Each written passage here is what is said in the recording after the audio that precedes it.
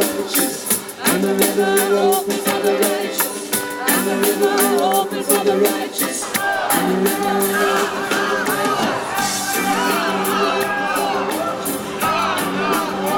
for the righteous. Interfaith Communities United for Justice and Peace, ICUJP, has for over a decade followed a clear vision to organize communities of faith and conscience in support of peace, justice, and human dignity in the face of war and intolerance, compelling religious communities across the country to stop blessing war and violence by speaking truth to power, to whomever is in power.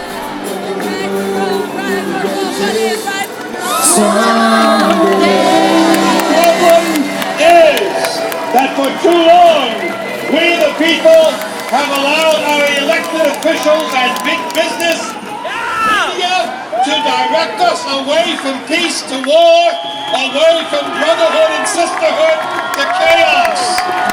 So, we are here declaring that we will remain here and be here for the struggle until indeed we can point this country away from what it is doing to what it needs to do on behalf of all people. So I say to you, we must resist, but we must also organize our families, organize our friends, organize our congregations, organize our neighborhoods, teach them, help them to understand that this is the beginning of a protracted nonviolent struggle until indeed we change governments as they are to make them what governments ought to be in America. That's our cause. So, war and violence, we must stop blessing. We must instead use our resources to bless one another and to bless truth and peace and wonder and the infinite possibilities of this century. Around with cell phones and tears, holding their heads, looking up at what's left of the World Trade Center and just shaking their heads in disbelief. We still have a choice today. Non-violent coexistence, a violent co-annihilation. We do not act, we shall surely be dragged down the long, dark, and shameful corridors of time, reserved for those who possess power without compassion, might without morality, and strength without sight. Now let us begin. It was in those dark days of 9/11 that Interfaith Communities United for Justice and Peace was founded. I called my friend Rabbi Leonard Bierman and Jim Lawson and Rabbi Jacobs, Louis Chase, Ed Bacon, Maher Hattout, Najir Khaja. And I said, we need to meet.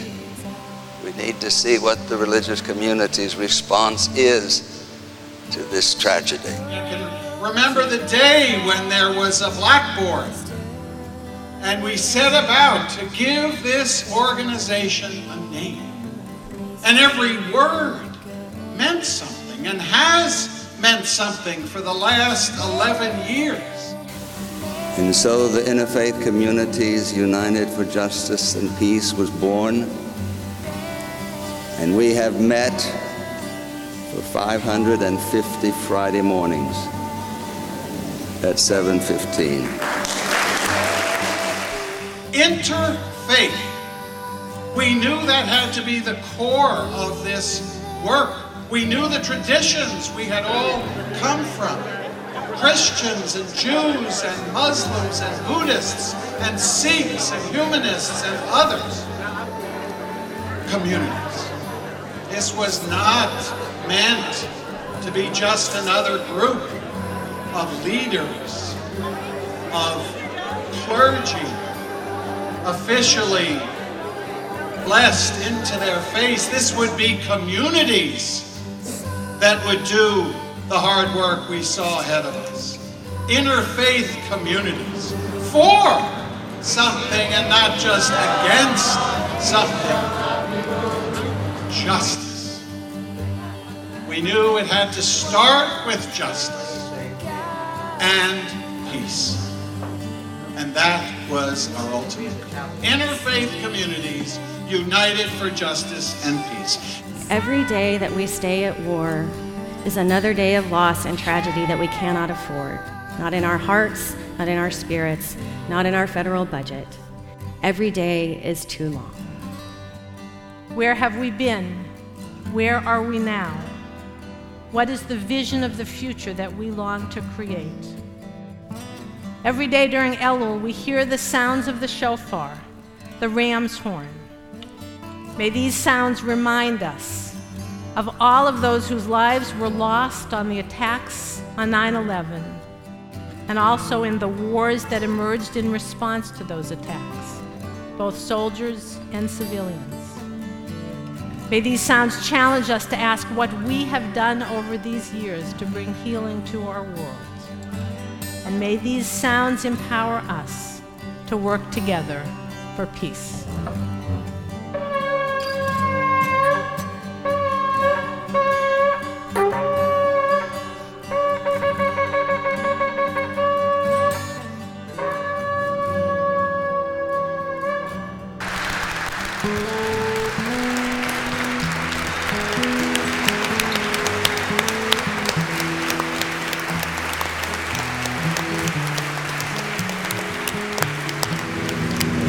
$4 trillion for the wars, and 41% of our children live in poverty in the United States of America.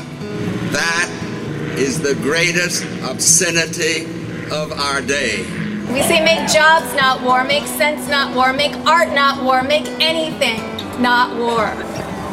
We're connecting the greed on Wall Street with the greed of war profiteers. And that peace power is the power that will work through us and work through everyone we come in contact with once we understand it's first within ourselves. When you dehumanize a whole race of people, a whole religion of people, a whole area of the world, just because they're brown, that you can treat them like they're not human, treat them like they don't exist, that this is somehow justified. But this is not just about my community of faith. It's not about my community of faith that's being affected by all of this. It's about my community of conscience. And we're called, all of us, to a different vision of the world. A vision in which the essential dignity and humaneness of every human being, whoever they may be, every human being is honored. We, in the field of religion, call that being made in the image of God, the divine essence of every human being. We shall not be moved as like a tree that's standing by the water.